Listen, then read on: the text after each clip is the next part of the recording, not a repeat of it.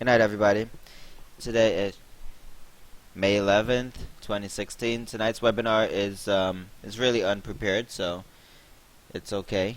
I'm just gonna kind of wing it. This is my Twitter account for anybody that don't follow me. It's at BarryMohan81. You'll find a link to all the other stuff that I'm involved in. YouTube page, link to the webinar, and Trade Ideas link. So if you're interested in any of that Trade Ideas products, just let me know. Anyways. So let's get into some of the stuff. I'm gonna be doing a review of the trades that I did, and then we'll run into some of the stuff that you guys did, and we'll just do general question and answer kind of night to night. Maybe we'll go over some of your charts, some of your issues that you want to work with, and we'll just kind of wing it. I've had a very long day and into the night. Yeah, so my wife wasn't home early, so I had to take care of the two kids, cook dinner, put them to bed, all that stuff, and prepare for a webinar, which I did not, so, you know, it is what it is. Today, anyways, first trade I took was Tesla, right out of the gate. So what I wanted to do was actually to short Tesla. Obviously, hindsight, I should have flipped it, and all during this trade, by the way, I kept saying, I should have flipped it, I should have flipped it, I should have flipped it, but I never did. Anyways, I took a short at 208, right? First candle pop here. Doesn't look like such of a big move, but it's just 2 points in the first candle alone. I was in and out of the trade in about 5 seconds. 208 short, covered most of it under like into the 206s. I got pretty much 2 points on half size. Popped right back up, hit my stops, which was my entry at that time, and that was it. That was pretty much the trade. But I tell you though, I should have really taken this long and just totally reversed it. I mean, huge bullish engulfing right here. The fact that it broke out of open and range and found support to the upside. I should have been long at 208, 209, but I did not. I was busy on this EA. Intention on EA was stock gapping up. If it pops it open, I want to be short. So it popped it open, I shorted some at 72, then I hung out with it for a while, and then I added some at 73, so I had a 72.5 average with half size. Then I added a little bit more up top, finally came up with it. I only had 3/4 size at that point. I came up with a $73.11 average. I knew from the gap up strategy that if a stock pops at open and gaps up and pops right at open, I want to be short biased. So being that I had that in my back pocket, I was just thinking, okay, it's up, it's going to eventually fade down. So it eventually did fade enough to get me some money, but the fact that I didn't add all the way up to the top, which would have been perfect, but it just I had other things that I was looking at, and I kind of put this one on the back burner for a little bit because I just wanted it to fade. I was actually looking for a nice fade down to into like the high 60s, but that did not happen because I think the pop was too aggressive, and so shorts kept getting burnt out here. And the reason that I added into the trade is just because of that theory. Okay, it's gapping up.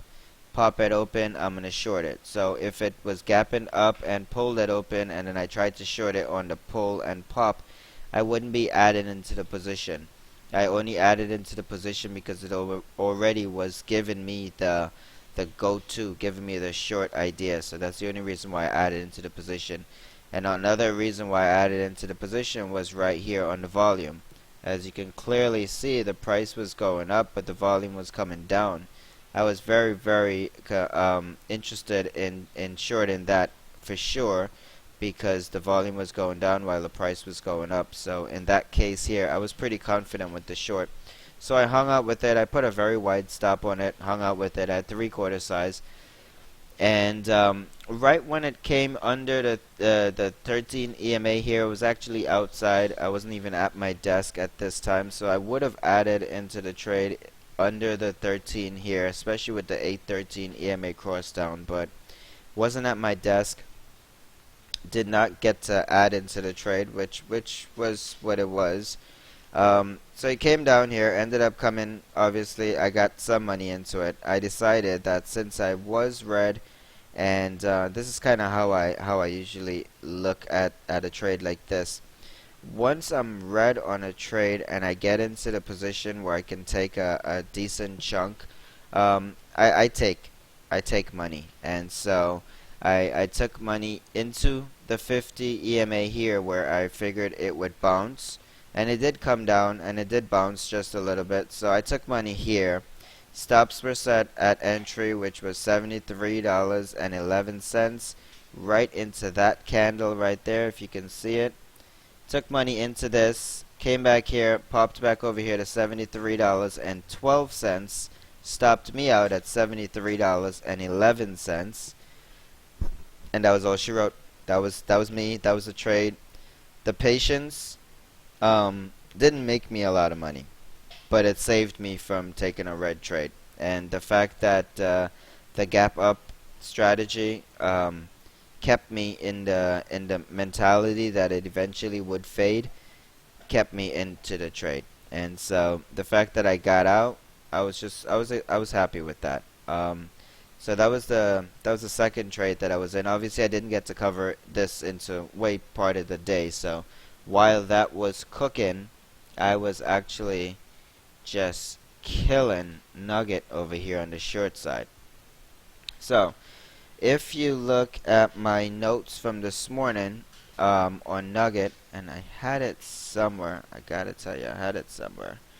Anyways, I had notes somewhere. Yeah. Oh, it's on my Twitter. Okay. Let's see. Let's see.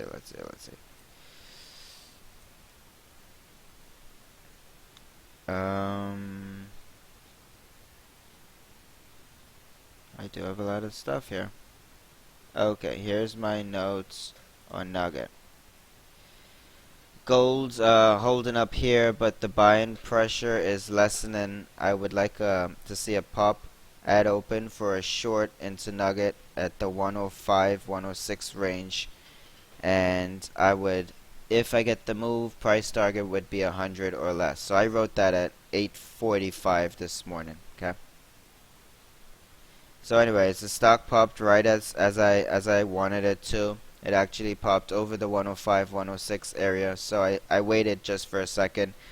And once it came under the 13 EMA here, I took it short at 104.50 on the short side. It pulled right down, second candle. I took some of the money into this 50 EMA here. I was anticipating a bounce much like it did right at the open. So I was anticipating a bounce right on the 50 EMA, so I did take some money right into this area here. And then I put stops at entry, 104.50, which kept me into the trade, so that was okay with me. And then it started to break under the 50 over here. It kept breaking down. Once it popped back, I got back into the position, and then I wrote it down all the way down. I covered 50% of my position at 95. Then as it started to curl back up, I covered another quarter.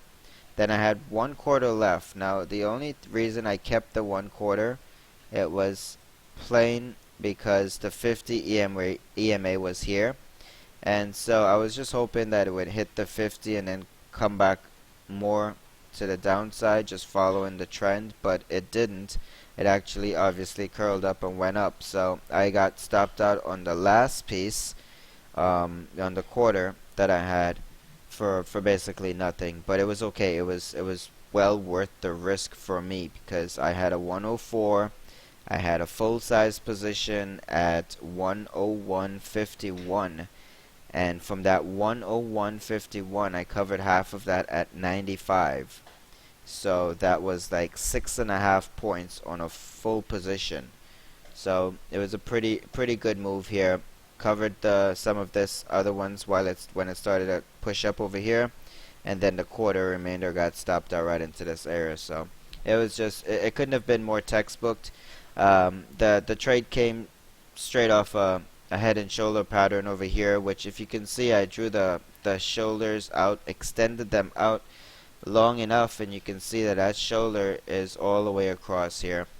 which is going to be a very important area for tomorrow. So just keep in mind that 104.50 area tomorrow on Nugget.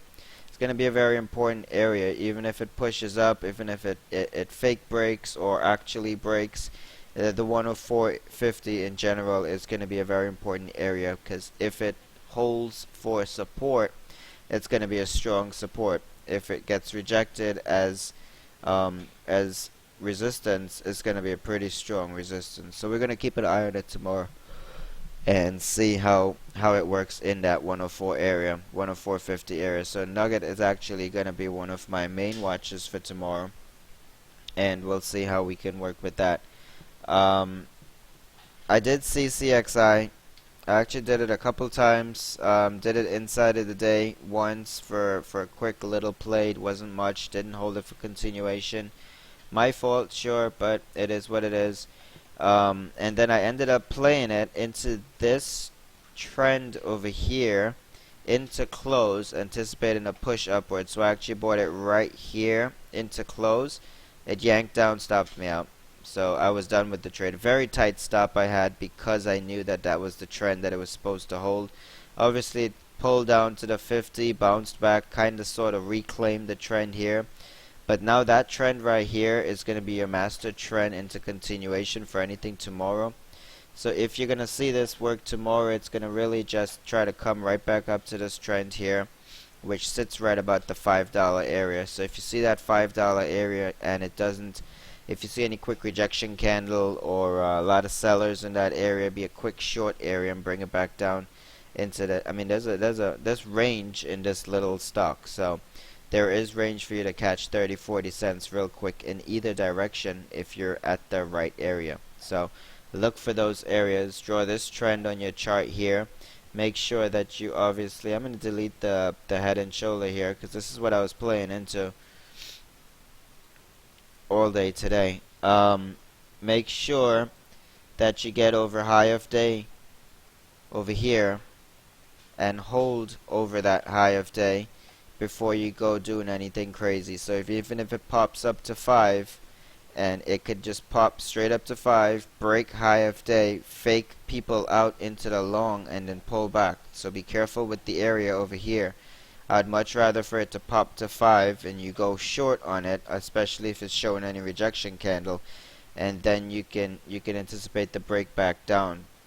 Play it as it would be a fake breakout. Now if it just starts just running, obviously you know where your support areas are. You're going to have support from high of day today, and you're going to have support from this trend as long as it reclaims it and holds solid. So keep those areas in mind for tomorrow as far as what you want to do with it. But it's going to come into the areas, and it's going to make a decision there. So in between there, it's very sketchy until it gets into that area. But once it comes into that area, you can decide what you want to do with it. Depends on the volume or the trend, or everything else that's going on. So CCXI should be definitely on your watch tomorrow. Obviously MGT, we just spoke about that a little bit ago, but MGT should be on your watch tomorrow. You could probably watch for more continuation on this one. I think shorts are gonna probably, I'm feeling like shorts are gonna probably stay out of this one for a little bit. You may not get such an aggressive move out of it. I feel like shorts have probably learned some of their lessons with KBIO and stuff like that, so they may be a little bit more hesitant here to short into this. But at the slightest hesitation, they will get in. So if you see a quick pullback and you feel like the red volume starts like adding up there and it's not quickly dumping, but more so shorts are packing in, you should look for that to base somewhere and then try to get some on the long side. If I just trend this here from this point to this point, that'll probably give you a good average of maybe into the 120 area, where you could probably have a quick pullback and find some support off of this trend over here. So that 120 area, you can keep an eye on it. If it comes back down into that area, you could probably try to base it for some sort of a long. So those were actually my trades today. I had a really good setup on UVXY. I didn't care to play it. I gotta tell you, I didn't care to play it. So I was just satisfied with the day that I had. I saw all of this happening. I saw opening range breaking out. I saw this entire move happening on my side chart, and I just did not care to play it. Oh, my son was writing on my chart. He writes stuff all the time. He draws arrows and writes things, and so every day he comes and he writes stuff, and then he knows today is my webinar, so he'll come and he's like, I wrote your UVXY chart for your webinar tonight, so you don't have to do it. I was like, thank you very much. So he writes numbers, all these numbers that you see, all these numbers, he'll just start typing them all over the place. So sometimes I'll come on my computer and it'll be like just covered with numbers, and he'll be like, I did your chart for you. So that was my son's little write in there. But yeah, so I saw this entire move just on my side chart and didn't even care to play it. I was just fairly, when you get to an area where you're contented with what you've done, that's where I was at today. And the DWTI, no, sorry, I did play DWTI today. There we go. DWTI, I tried to bounce it.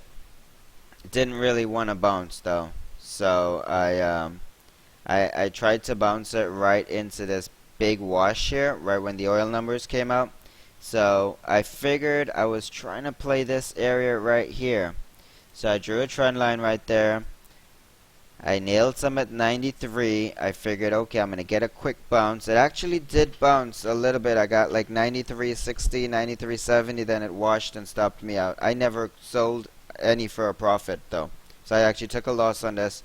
Quick 1 point stop on this, and I was done. Stopped me out at 92. That was it. I was done with it. Didn't touch it, didn't watch it, didn't care for it. But there is something interesting on this chart that you should look at.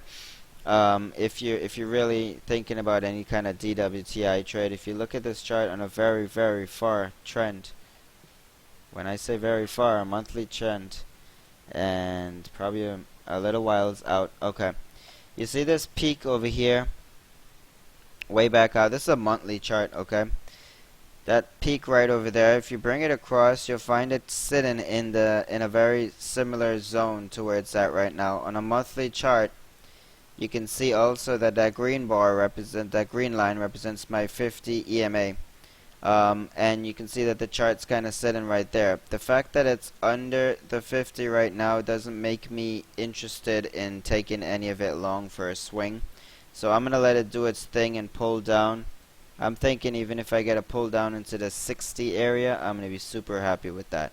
So if I can get it down into the 60s, I probably will start my DWTI swing down there for you guys that are interested in seeing me try to trade that one out. But that's what I'm gonna focus. So I'm just gonna let it go. I'm gonna play it intraday, in and out. Maybe try to pick up the bottoms here and there, whatnot. But for now, temporarily, support 84 is your number on DWTI. And you can play around with that number until it breaks. If it breaks there, then you want to just take it down lower, short it from there underneath. But for now, 84 is your support zone on DWTI. And I can probably show you that on charts, but it took me a little while to figure it out, and I just erased all my drawings. So, very smart of me. Now I have to do them over. But 84, just write that down, keep that somewhere. My UVXY trade today, you know what, even though I think I messed up, even though I didn't take the trade for myself and I saw the move, and I should have said something in chat, which was my fault. Could have made some people a lot of money there, but yeah, I guess I wasn't thinking. My fault. But we'll catch something tomorrow.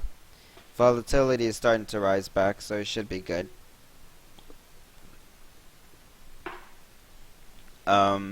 So we're gonna watch UVXY tomorrow. Obviously, if volatility is back up. Tesla. Okay. So see how the chart came all the way up and just got rejected. If you look at this chart on the daily, there's something kind of interesting going on. There's a trend here. You see that blue line? If you can see it. Okay, I'll try to delete some of this stuff, but I'm not gonna delete too much because these lines are very important to me. Okay, maybe I go out of a little bit more. See this trend here in this blue line? Just keep your eyes on the blue line. Keep your eyes on the blue line. Keep your eyes on the blue line. You see how I came back right over here? Okay, I'll remove this yellow line. You see the area that this is at right here. You see where it's at in relation to where it bounced, to where it bounced, where it bounced, where it bounced, okay? When it broke through, came back, found rejection here, tried to come back to it, got rejected here. When it came back to this area, you can see a couple days here of hesitation of buying and selling until they decided to actually bounce it. Now that it's retesting that exact same line on the exact same downtrend, this 200 area, this like 208, 209, whatever, I'm talking about, like, you know, a few points wiggle room obviously. But this area here is something that you should be looking at on Tesla. Just keep it written down somewhere. Obviously, it's not, you know, written in stone anywhere, but the trend, the support area, the possible inverted head and shoulder. You see that monster inverted head and shoulder? Okay, you see it, right? Now that I brought it up, monster inverted head and shoulder. Okay, so try to keep focus on things that maybe a lot of people are not looking at. And you guys, as being better chartists now, you can see things like this, okay? Monster, inverted head and shoulder. Keep your eyes on it, okay? I'm not saying that it is going to bounce there, but if it's going to make a good, strong move, it's going to be in that general area. So Tesla is going to be on your plate for a few days once it starts deciding what it wants to do with the shoulder here. So keep it somewhere on a side chart or something if it's within range that you like to trade, and you can simply use the shoulder as your stop if you have wide stops, if that's something that you do. Not sure how you trade it. I trade Tesla when she's hot, and if it wants to turn up here, I can trade it for the next 2 or 3 days, because look at the range that you're getting on it. Remember, you don't need to trade 1,000 things. You can trade one thing all day, long and short. Obviously this would be just pure hindsight, going, oh, I should have gone long at 209, and oh yeah, I should have shorted the 215. Pure hindsight right there. But if you took something like this long at 210 and you sold it at 215 and then you shorted at 215, because just say you shorted on that 813 EMA cross, okay? So say you got short at 214 right over here, and you brought it back down to 212 area, right, where you thought it would find support at the 50. You make a couple points there, a few points here. You just traded one chart for the entire day and made your quota. So you don't have to jump around to a lot of different charts. You can really sometimes just grab 1 or 2 charts and make your entire paycheck right there.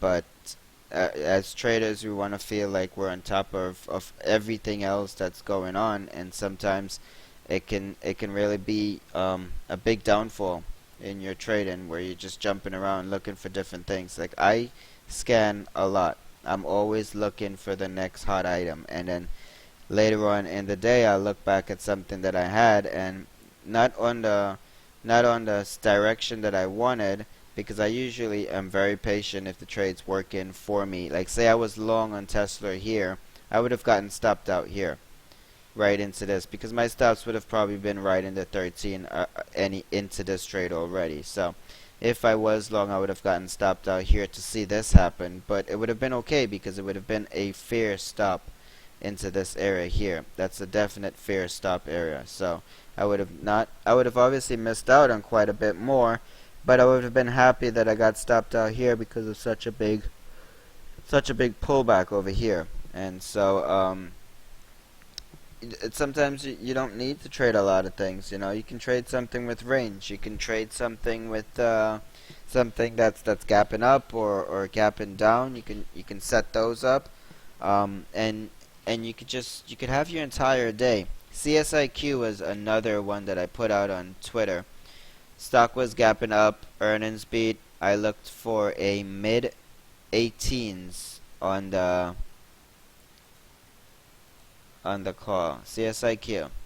CSIQ volume is lighter here pre-market. I would like to see a pop at open into the mid 18s for a short entry. If the weight of the market continues to hold down stocks, it should fade into the low 17s. So I was looking for mid 18s to low 17s on CSIQ.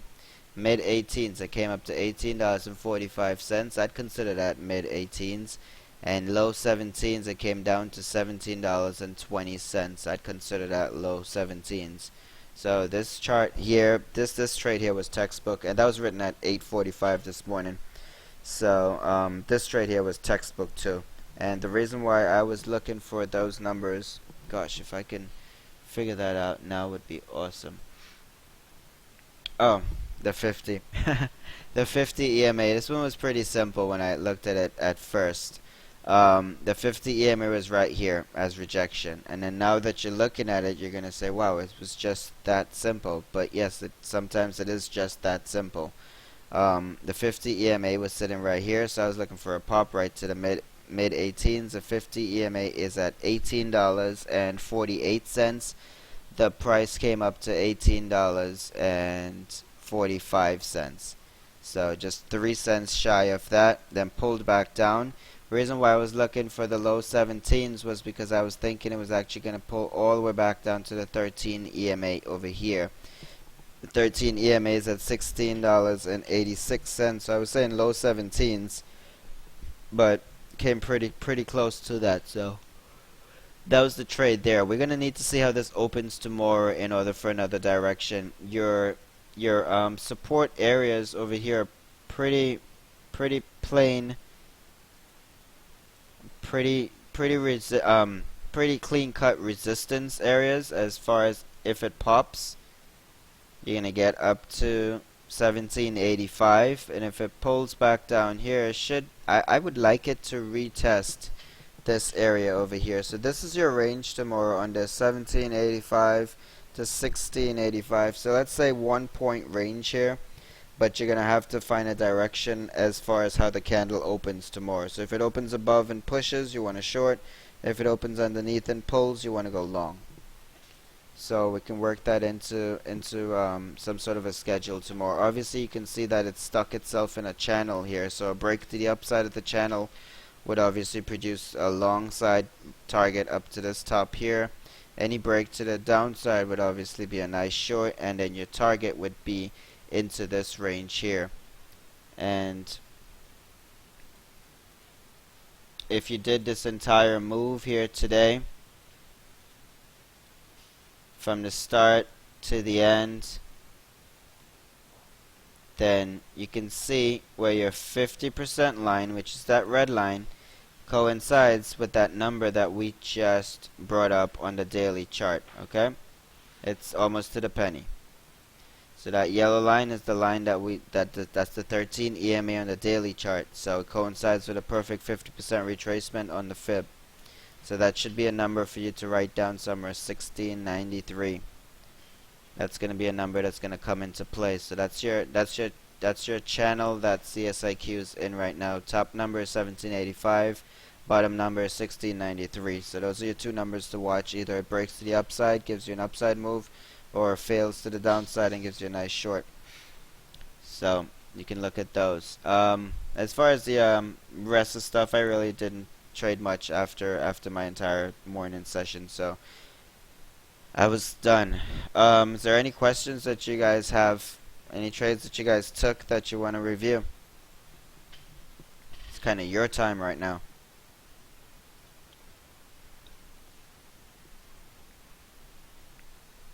Okay, Turf, what's your question?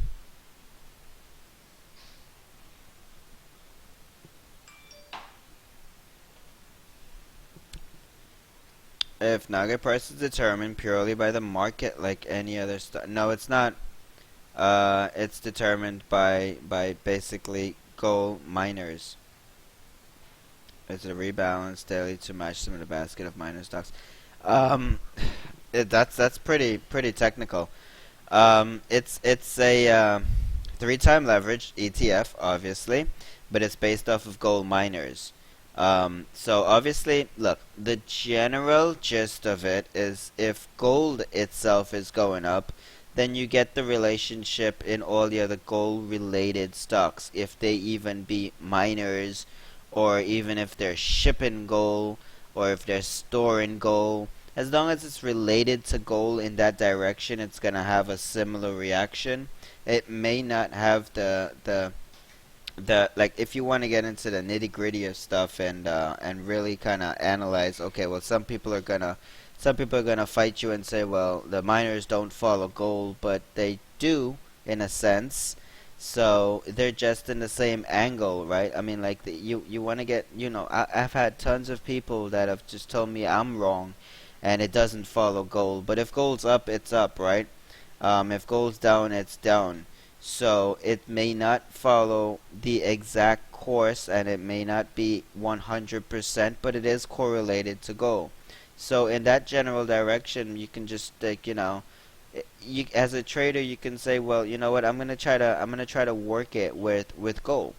And so I trade them in correlation with gold. I don't care if it's a miner or if it's some sort of anything related to gold. I'm trading it in correlation to gold because that's obviously the one that's gonna take it up or down. So for me, I just make it simple, man.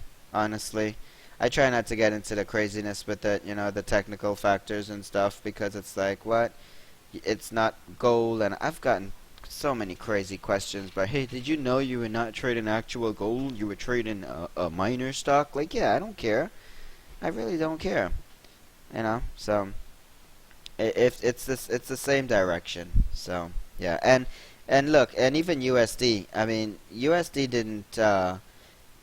Gold's supposed to actually go down when the US dollar is showing strength. US dollar was not falling last night, and gold was actually pushing up. So it was just a interesting a bunch of things that was happening last night that I was watching in the futures, and the USD wasn't tanking, but gold was pushing up. So I was like, okay, well, something's just really weird here. But I just played for what it is, and I cash out. Cash is king. So I try to cash out at the end of the day. I'm really not holding any of these stuff long term right now. It's just a little too too up and down for me, and so I just cash out at the end of the day, man. Took RLYP for a swing at 14. Okay, let's see where you're at. RLYP.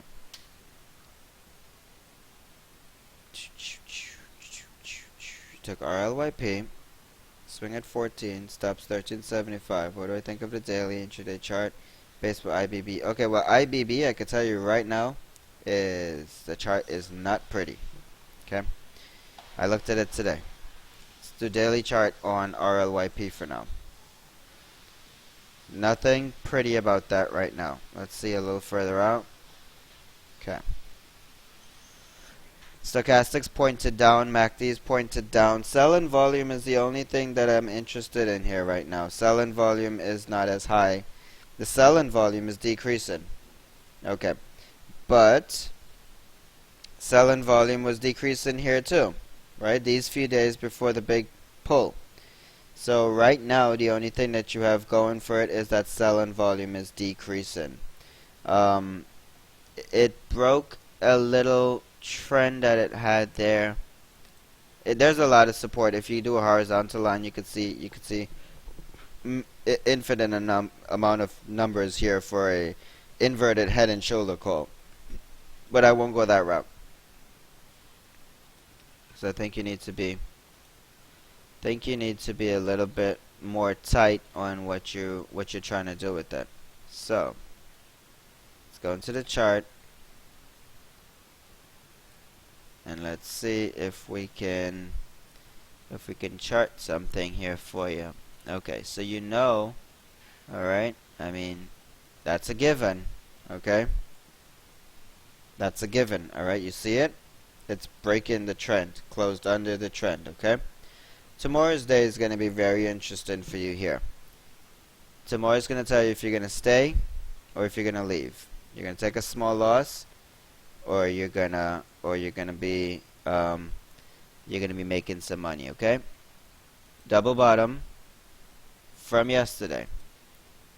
Obviously that bottom and that bottom, okay? You need this chart to reclaim this trend tomorrow and close above $14.25 range. Okay. If it doesn't close above there, be done with it for now, because it's already telling you, hey, I'm breaking the trend. Okay, so use that low that you have. I think you said you have a 13. You bought 14. You have a 13.75. Do it 13.70. Give it just a little bit of wiggle room for now. But if you see it break the lows here from this double bottom, it's not really something that you want to hang on to, because then it's going to pull all the way down here to 13.10. And if it breaks down there, it's going to wash into the 12s. So before you're saying, I like it, I don't like it, but I'm still hanging on, I'm hoping for the double bottom, I'll add at 13, and then it pulls to 12, and now you got full size, and you're at 12. You don't want to be there. So once you get into this range here, and if you see the support, obviously the trend's broken, that's your first inclination not to be long. Your trend is broken. Tomorrow's candle is important for you, but not what's more important is the close of tomorrow is important to you. It needs to close and come back and reclaim the trend over here, okay? Anything under this low here, you want to be dumping it, because it's going to come back down to the low 13s. Now if you have a 14 and it comes down to 13, you're down a point. At that 13, you're going to say to yourself, hey, that's a double bottom, let me add into this trade. And then you're going to end up adding in, and just say that it does flush, it's going to come down to 12. Then what you're going to do. So it's a quarter risk, keep it at a quarter risk. Just keep your stops right there. It's got to stay where it's at, or you don't want it. Wait for it. Soda.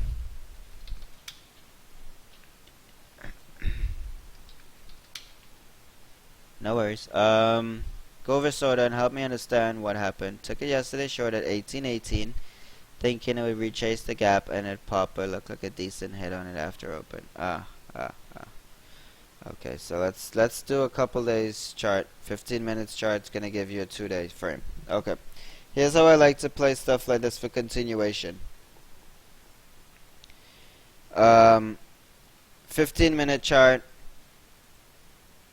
30 minutes chart, something like that. Okay, something wide. What I'm looking for in a continuation trade, and I'm not biased on anywhere if I wanted to just be short or long or whatever, okay? Continuation trade, what I'm looking for is the day that it had a good run. I want to put it into a wider time frame. I use a 15 or the 30 minutes, or sometimes I use a 60 if I'm doing like a few days back. So I want to see these two trend lines here.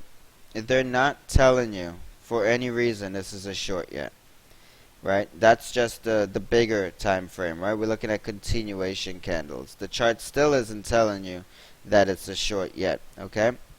So let's go back into a smaller time frame and see what happens.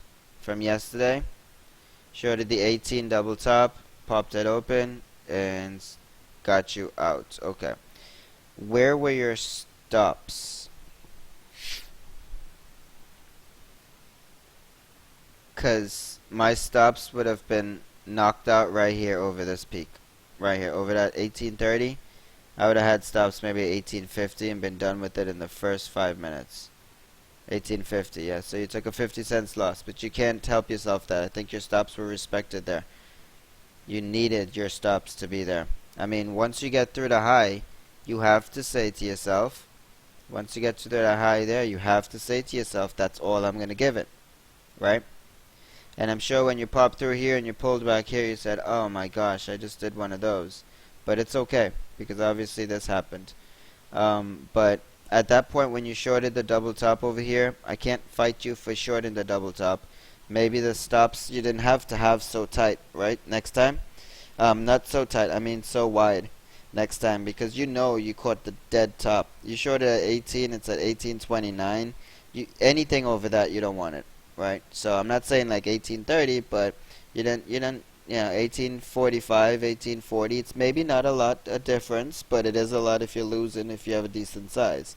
So in this case over here, you said you shorted overnight, yeah, at 1809. Okay, you shorted overnight, yeah. So you held this overnight. I can't blame you for shorting it. into especially into this red candle right here. I can't blame you for that, and I can't blame you for having to stop and getting stopped out. I think it was still it was a try off of a double top off of volume selling off into close. It was a good try, and your stops were there to protect you. So it was still a safe trade, even though you got stopped out of the trade. I don't think it was something that you should fight yourself on. Uh how did you end up with size at that price? Was it a one-time buy?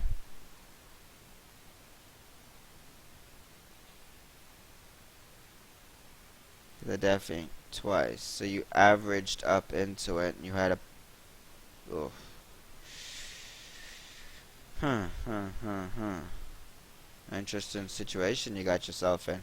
I never overnight something with size, especially if I'm fishing, because you're basically fishing here for a top, right?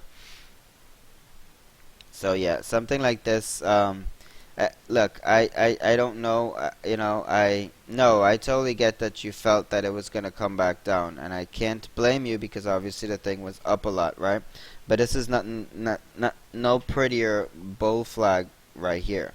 So obviously a bull flag is telling you that it's gonna go up, but that's not your fault.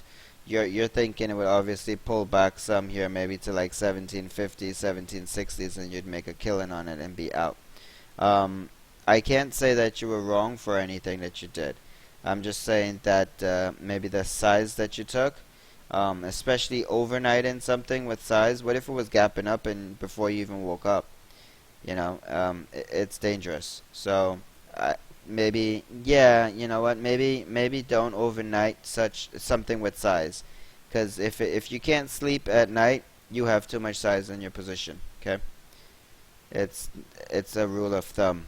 If you have to be checking Twitter and typing in soda 5 times for before you go to bed, just to see if there's anybody saying anything negative about it, you have too much size. So, all right. I know this stuff, okay? I've done it. So that's why you talk to me, 'cause I've done it. So don't worry, I've been there. But next time, yeah, don't overnight so much size, man. You don't want that kind of burden on you. No worries. Um, think about MU. See, there's a good entry at 10 with the risk to 971, rewards to 12. Let's take a look at MU. See what you got. Okay, let's look at the daily chart. Nice curl. I like that double bottom right there. It's finding a base, but the only thing I'm not too keen about right now, just for right now, is the fact that it's making lower highs here. Sorry, lower lows, okay? So it's kinda, you see how that trend kinda sticks right there, sticks there, and it's just getting printed here. So if you took it long there, risk to what do you want to risk to? 971, well it's not that bad, actually. If you took it at 10 to risk to 971. Yeah, so see if you get that pull closer down and then play the trend. So I'm seeing that you're seeing this. So that's not that bad, honestly. Not that bad. Stochastics are all cold. Indicators are not anywhere where it would be into any position where it's gonna yank on you. And even if it does break the trend over here, you're out of the position here for a 30-cent loss, which isn't that bad. Not bad eyes there, Keith. I like that. Sounds good. I don't know about the 12, but you'll get up into the high tens for now at least. 50 is gonna slap you silly when you get up there. You see the 50? So you need to respect that for now. It's gonna be right into this area here. So even if you, I'll delete this and I'll duplicate this, and you'll start to see where like some of the trends are gonna start to form. This is like it's got itself situated in a sort of a channel downtrend right now, okay? But if I open this out further, it may scare you. That's a bear flag, alright? So a bear flag is usually, what is a bear flag telling you? That it's gonna eventually pull down through it, right?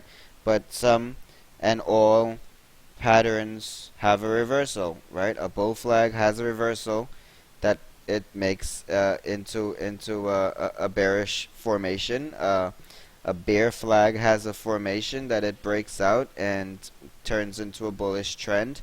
Every pattern fails because at the top of a bull trend there's a pullback, which is a bearish pattern. At the bottom of a bear trend, a downtrend, there's a bullish reversal pattern. So in that case, if you were looking at things on a very, very long term, you would have to realize that every single pattern does fail eventually. Every uptrend is broken eventually. Every downtrend is broken eventually. Otherwise, you'll just have one. You can just click short and forever be short, or you can just be long and forever be long. So obviously, every single pattern is eventually broken. And even though that you're staring at a bull flag right now, it can change. So if you play it and respect the trend down there, I think you'll be okay for now. There's obviously another line right here that you possibly could take into consideration if it holds. Let's see where this works out to. Wow. Well, that's interesting there too. I think you're good with that position. I like the risk. I like the reward. And I like your stops. Go for it. You see that line there too, right? So you got a good eye for that. Nice. I didn't even look at that, but it's a nice looking chart there now. Not that it's a nice looking chart, it's a nice looking area with a respected stop. I like that. Blue. Blue is if IBB, let's look at IBB before you want to talk about any single biotech out there. IBB daily chart. See that? It's huge, huge candle right there, okay? Huge sell candle right there. So before you go into biotechs, look at the basket first. Especially before you want to swing something, okay? See, IBB now is kind of telling you that it's going to come lower, right? I'm going to try to chart this a little better and see if we can get it to pinpoint. Right about there. IBB is kind of telling you that it wants to come down. It says 245 levels, okay? So in general, with the biotechs, if you're playing any biotechs, any of them, you need to respect stops, okay? Because right now what IBB is saying is that I'm going to come down lower, at least to come down to this 245 area to test this trend. Hanging Man right at the top of the chart here obviously was the signal for the reversal, and then obviously today reversal was a strong sell-off candle from almost right at the open, almost right into the close. So it's not a full red Marubozu, but it's pretty close to one. Very little wick stop or bottom on that candle, so it's a pretty strong sell-in pressure. So a big red candle obviously tells you that the pressure and the direction of the trade, and this one's pressing to the downside. So even if you get a pop on this tomorrow, maybe even up to 260 or so, you get a pop on it there, then you can look for it to possibly fade off. So the direction obviously of the open is going to be important, but you should obviously have a general understanding that it is a downtrend here. Okay, so there's a lot of clicking going on. I'm not sure where that's coming from. It's not even on that ticker TV thing. Okay. Anyways, so yeah, so keep that in mind. Okay, so now let's look at your blue. We'll keep it on a daily chart so that we can see what's up. Same exact thing. Okay, but blue's sitting on a different trend for now. By the way, that blue, that channel, I had that channel up here for a while. You see how the trade was in the channel, and then it decided to break out of the channel, retest the channel to the penny, by the way, to the penny up here, and then fail more. Now you got yourself on my auto trends picking up an auto trend line here, so it's got itself situated in a sort of a trend. So you may see the same pop from off of IBB on some short covering into a big red candle. You may see a similar pop action on blue, which should be short-lived. So I would even look for any sort of the biotechs to rebound for a pop and then to fade off into close. But if they pop and they keep going up, keep in mind that all of the biotechs are going to form some sort of a support range, which is going to be interesting, but it won't tell you as much into just one candle. It's going to obviously need a couple candles to give you any sort of signal, but for now it's sitting at what would be a trend line support. So being that people usually cover into red candles, you might see a pop on biotechs tomorrow just real early, and then we'll see how that plays off. If you look at Labu or something, it'll be the same thing. Same thing, same chart, same look, same everything. So if you're gonna look at something like that, you can probably look at it for a pop tomorrow. Quick pop, even if you did a retracement from the high today to the low, right? Even if you're gonna look for a pop, you'll get a 50% area, which will put you right about there. So on Labu, you can possibly look for a pop up to 26, which is a big pop because the thing has range. Pop to 26 if it wants to retrace some of that, and if it pulls right at the open, look for some kind of support into, let's see where this trends. Yeah, okay. So it would need to get over 25 for you to get to 26. If it hits the 25 and gets rejected, then it's going to flush lower. But it would need for me to be a buyer here. It's got to sit over 25. Then I'll look for the 26 for the short. Not that I'll take the short if I'm long. I'll obviously keep some of it in anticipation of it possibly going higher. But that would be the trade right there. 26 area. When IBB tends to stay in the bottom of a trend, it tends to fade. Yeah, well, the more time something sits at the bottom of a trend, the more times it's testing that support. So in pretty much everything that I say, the more times something tests an area, it's eventually gonna break through. So if it's testing a support at the bottom, and it keeps testing that support, eventually it's gonna break that support. Which is just a conversation for a bear flag, because it is a bear flag, right? That's how a bear flag is set up, where if it keeps hitting the bottom, it's gonna break through. So it's just a simple explanation for a bear flag. That's pretty much what it is in a nutshell. Okay, what else you guys got? Anything? Tell me about your trades today. LABD. You trade that opposite to IBB.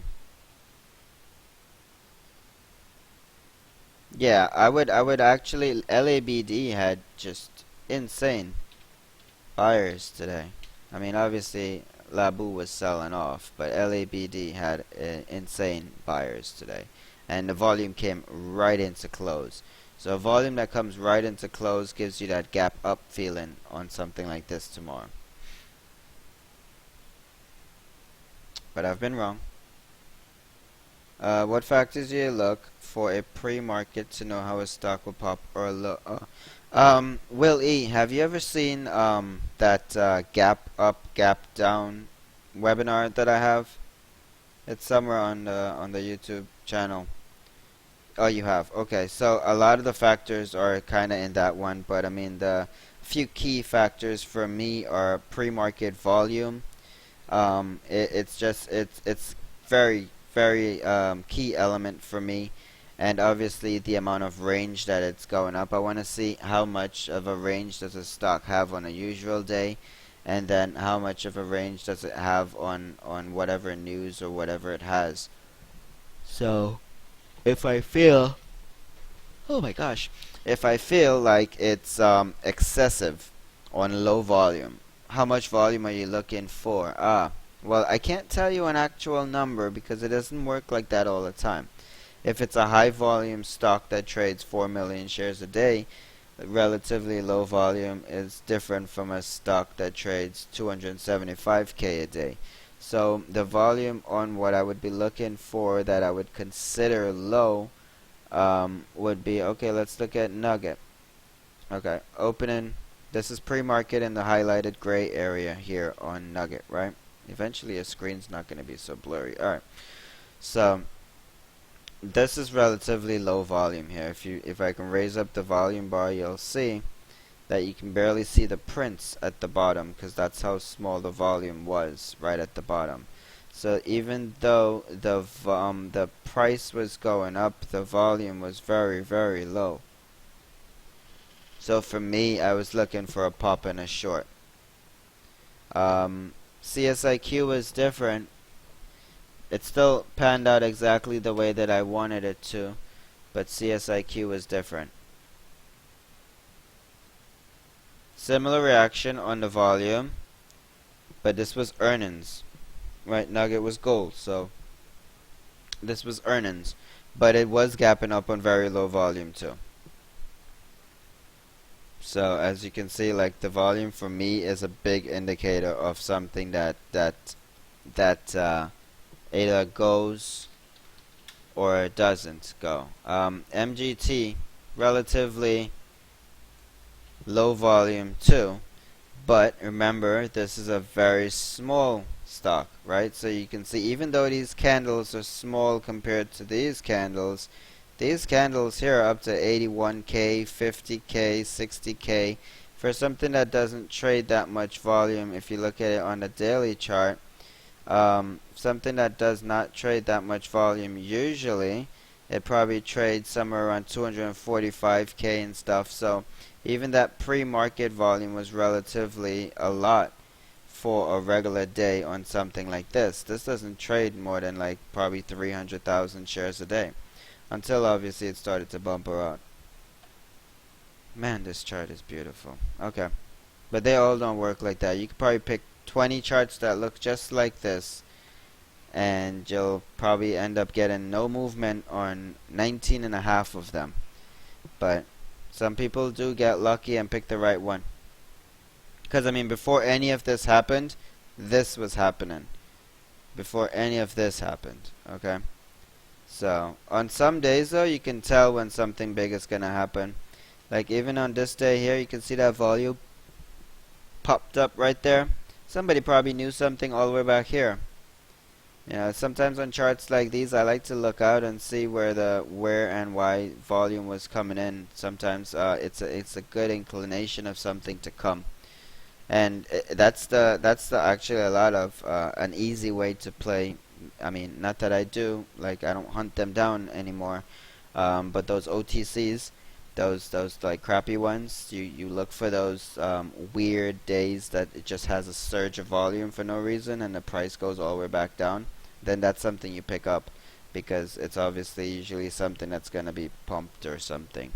So in a similar reaction to stuff like this, when you see a random chart that's just flat and then suddenly has a huge volume day, look for in a couple days to actually have some sort of a move, because a lot of times it's bought into, or not just bought into, but some people know or get the inclination or have an idea or something. Okay, 5 minutes. How did you draw your line to get mid 18 as a short on CSIQ? Now you're gonna make me work for it.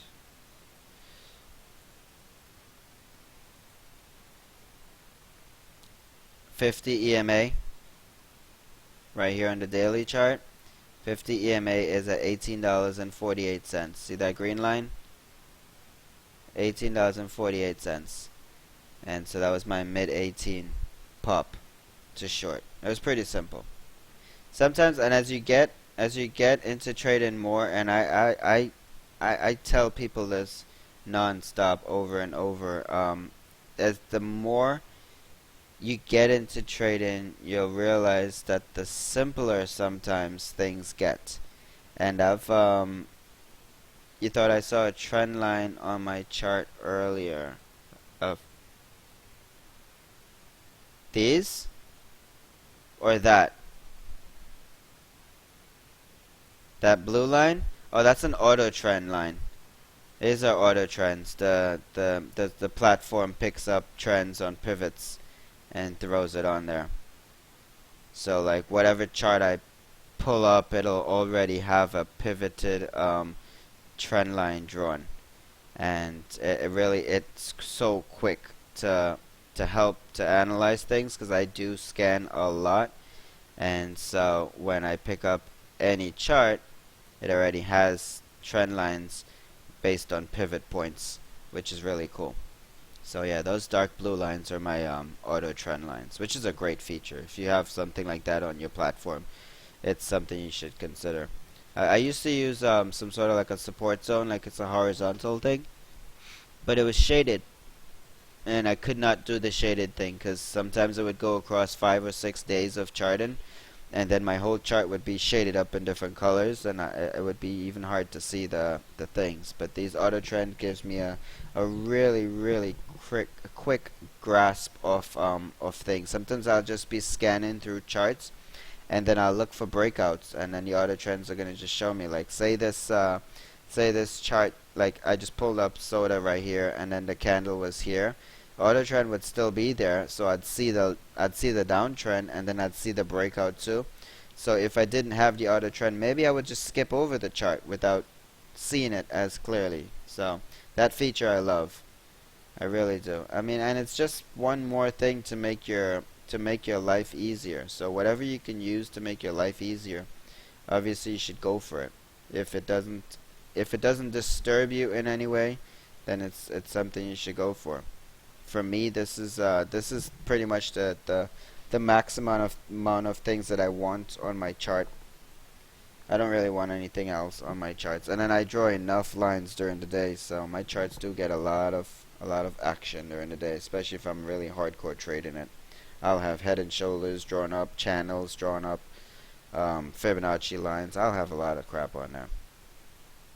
But if I'm actively trading it, that's kind of just the way that I do. Anything else? Can I run through how CPXX should have been played on the short side? I nailed CPXX today. Well, not me personally. I didn't have shorts. My guys in Skype shorted CPXX at $16. $16. Stock went up to $16.20. Okay. So, CPXX, we were just looking at this one into extended candles up at the top here. But there was another area. Okay. So this trend here that nobody was actually looking at over here, the breakout trend. Okay, when the whole thing's running and it's moving up, nobody's looking sometimes at obvious things, okay? But remember, the way that I have my stuff set up is I have my, I don't know if I can, oh man, no. It's not even on here. No, anyways, the way that I have this stuff set up on this webinar right now is just one big screen, right? On my actual trading platform, I have my screen here, my L2 is on here, and I have a 15-minute of this exact chart right here. Then I have a daily of this exact chart right here. So whatever chart that I pull up, if it's CPXX, it gives me a 5-minute, which I usually trade on. It gives me a 15-minute view of the same chart, and it gives me a daily view of the same chart. So when I'm trading stuff like this, and other people are just like trying to figure out the candle patterns and the smaller inside moves, I'm looking at the bigger picture already. So what I was looking at on the bigger picture was I saw this trend right off the bat, and so I was looking into that. I was looking into that 16 area for the short because it came right up to that area right there at 1567, which was the exact trend. And if I brought it into the chart, that line, because I have to bring it out a few days to bring it into the chart, you'll see that it hits it right there at $15.88. Once we got the $16, I told the guys to short it at 16 because it was that exuberant push anyways. So I told them just short it there at the 16, and so anyways they shorted at 16. Our target was to bring it straight back down, but it ended up grinding, which we didn't love. So we ended up covering over here into the into this area over here, which was still a really nice gain. I mean, from 16 to down here, but we ended up didn't holding for the entire move, which would have been great. But the patience was kind of running out when the chart started flagging over here. I called CPXX long this morning at $13.75 in chat. Yeah, but that wasn't even something that I caught afterwards because I ran too fast. So I'm not keen on chasing, especially when something doesn't pull back to an area to give me a long area. So I'm not keen on chasing. Sure, it was a big move from 1375, but it is what it is. You know, sometimes you see them and they're right in front of you, and you can't make heads or tails out of them because the chart never pulled back to give a proper entry for me, and I can't analyze risk reward like that. I don't scalp, so it's not really something for me. Especially at that time in the morning, I'm not like a scalp trader. I'm not gonna say, well, I want 10 cents out of this. That's not my mindset. If I jump into something on a quick scalp situation, it's because it's a bounce off of a strong area of resistance or support or something. But I never intentionally walk in and say, oh my god, this phone. But I never intentionally walk in and say, I'm intentionally trying just to scalp this for 5 cents, you know. So once it never gave me an entry for a pullback here, I never went long, and it just missed the entire thing. But I rather miss a huge play than try to get into something that I would say, if it pulled back on me and stopped me out, I would say, well, you never waited for the entry, so why'd you take the trade in the first place? So I left the whole thing. But anyway, it's a short side. Hit it there. We didn't wait for the entire thing. When it was curling up over here, it was too bullish at this point for me. Chart actually did a fake breakout area where it came in here, flagged and pushed over. So we were done with it here. I did not have shorts personally, but the guys in Skype did, and so they shorted at 16, and they covered into this big pull here. They had some extra, and they were out of it once it started to flag and break. I mean, obviously the thing just, continued to come down, but it's part of the game. I mean, if it flags and breaks, you have to get out. You have to. Unless you want to just put stops at 16, being that you were at 15, it's a whole point. You're basically saying, hey, I'm going to give back a point just to test this piece. It would have been worth it in this case, sure. It would have been worth it, sure. But that's hindsight. Wouldn't have been above 14, but a better entry for the long. Mike D?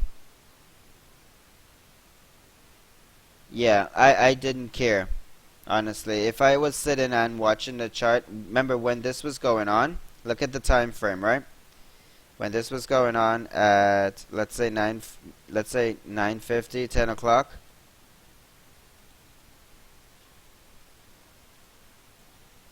Okay, 9:50, 10 o'clock. Okay, I was in a 10-point short on Nugget, so it really wasn't much of a concern for me. Okay, so now I'll go back to the chart itself if that was something that you were looking at. If you were doing this and actually looking for an area for an entry, sure. Perfect setup there for a long off of the retest of this area. Perfect setup. Yep. I mean, if that was if you were staring at the chart, if I was staring at the chart intentionally trying to play the chart, yeah, I would be looking at that. Yeah, perfect entry right there. Couldn't go wrong. No worries, Turf. See you in chat tomorrow. So yeah, if that was my game plan, to sit here and watch CPXX and really trade it, I would have actually started at 13.75 just because I pulled it up on my scanner at that price, and with the volume coming in, it was pretty sure that it was making a way up here. I would have added into the 14 area, And right over into this breakout area here, I gotta tell you, into this range here, I would have been full size into this trade right into this area here. And obviously I would have sold into like maybe one or two of these candles, because at full size I wouldn't try to even get that much more out of it. But if I was sitting here trading this alone, I would have been doing that. But I mean, for the same time that I was doing that, I was in a monster short here on Nugget. So it was one or the other, right? And Nugget was my poison today. So that's the one I drank. Alright, so I'm going to stop the recording.